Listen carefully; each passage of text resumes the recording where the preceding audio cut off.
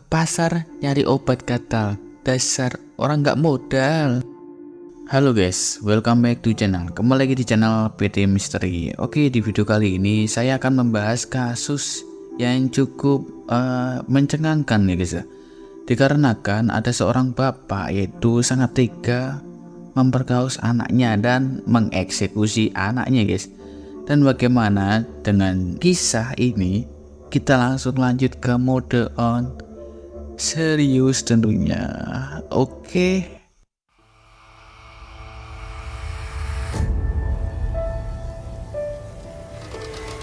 Oke guys, di awal cerita kita akan berkenalan dengan seorang gadis yang bernama Desi Laitul Khairiyah. Gadis ini sudah berumur 20 tahun dan untuk orang tuanya kita akan berkenalan dengan Suprapto itu sebagai bapaknya dan Sulastri itu sebagai ibunya guys. Keluarga ini tinggal di daerah Desa Bangle, Ngadiluih, Kabupaten Kediri.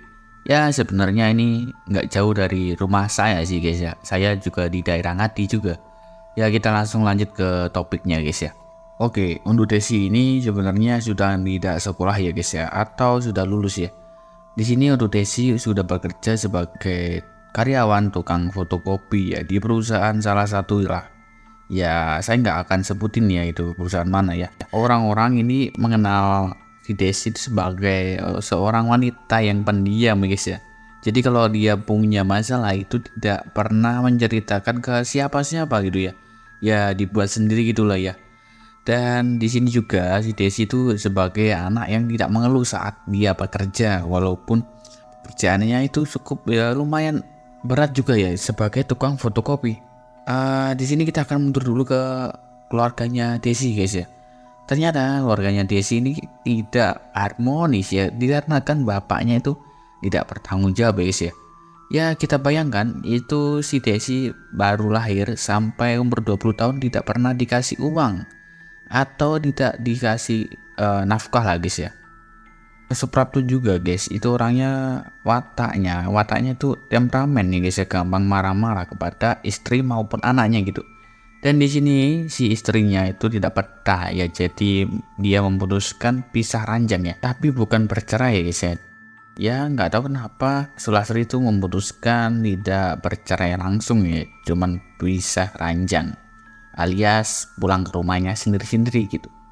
Di sini Suprapto malah mengalah guys ya, mengalah ya sekali-kali lah mengalah gitu.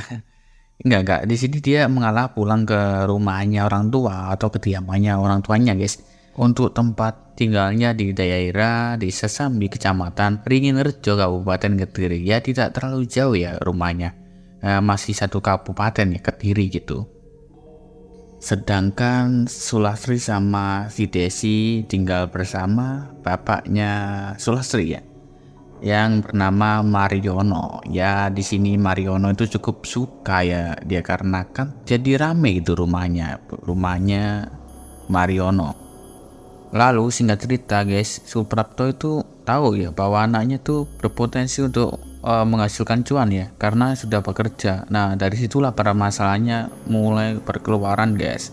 Ya kita di sini bakal ambil contoh buat Suprapto kan tidak bekerja guys ya, cuma orang yang ya limprak-limpruk gitu kata orang-orang Jawa ya. Dan di sini dia tuh malah minta uang kepada Desi ya. Ini menurut saya itu kelewatan ya guys, karena mintanya tuh sering kali, bukan satu kali atau dua kali gitu. Kalau tidak dikasih itu maka Suprapto akan marah ya, dan dia akan mencaci maki kepada anaknya yaitu Desi ini guys. Lalu tak sampai di situ guys, itu sampai dia nyamperin ke tempat kerjaannya guys. Ya dia marah-marah di sana lah guys. Teman-temannya tuh pada ngeliat semua guys ya. Jadi ya Desi ini merasa malu gitu ya, punya orang tua kayak gini amat gitu ya. Dan kalau nggak dikasih uang itu malah dia main fisik ya guys ya.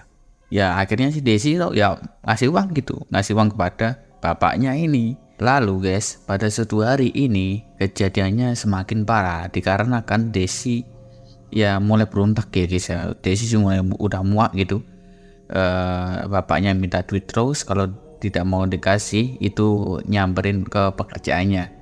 Disitulah si Desi itu marah-marah kepada bapaknya itu. Dan nggak tahu kenapa bapaknya malah sakit hati ya guys ya.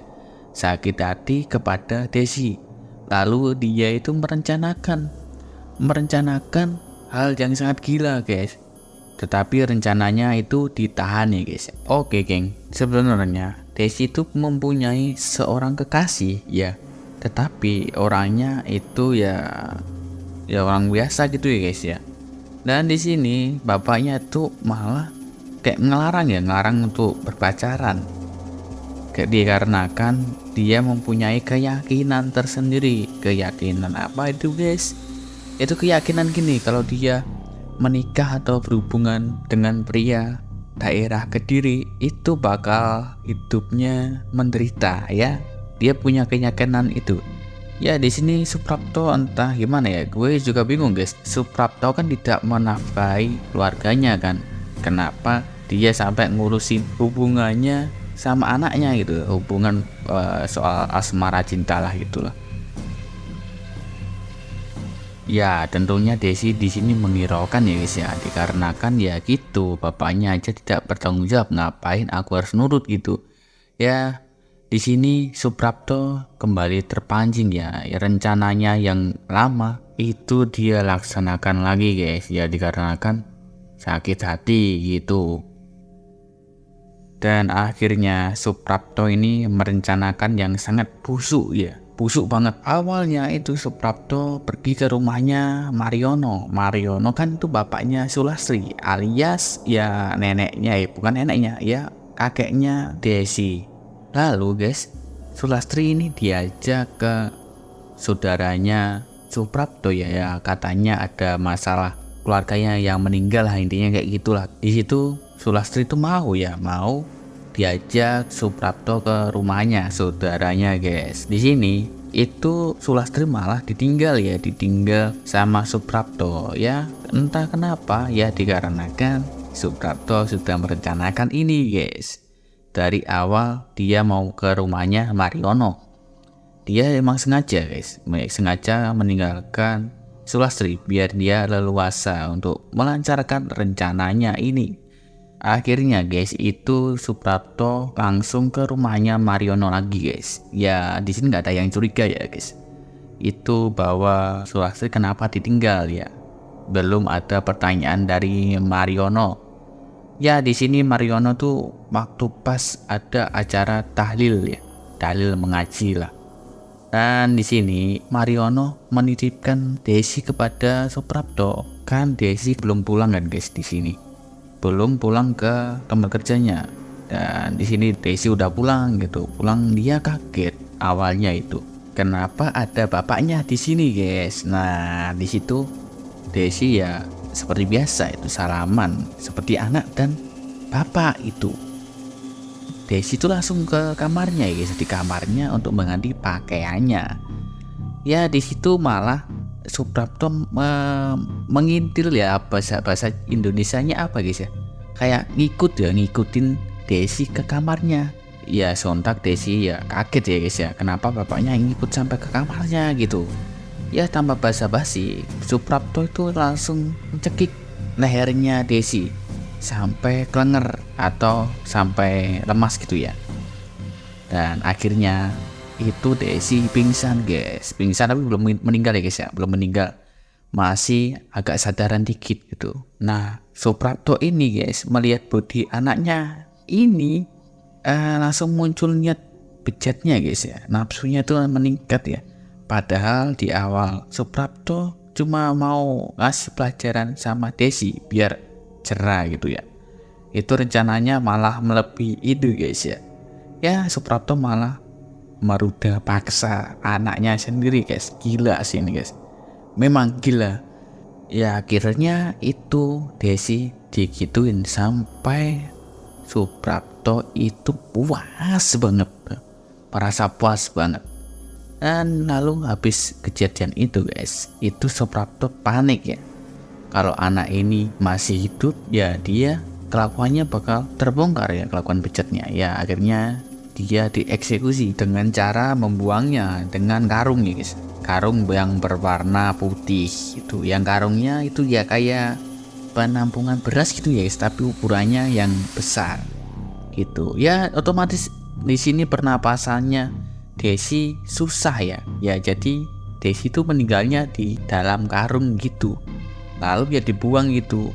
Dan akhirnya Desi menghilang selamanya. Di sini Suprapto sebenarnya sudah ditangkap ya oleh pihak kepolisian. Siapa yang melaporkan, guys? Yaitu keluarganya sendiri ya guys ya. Di sini saya tidak akan menceritakan itu kronologinya buat Suprapto itu habis membunuh anaknya itu kemana ya. Dikarenakan belum cukup informasi ya saya. Ya lalu Suprapto dihukum 15 tahun penjara. Di sini kita bisa ambil pelajaran bahwa orang yang lebih tua itu belum tentu orangnya yang lebih baik daripada kita gitu.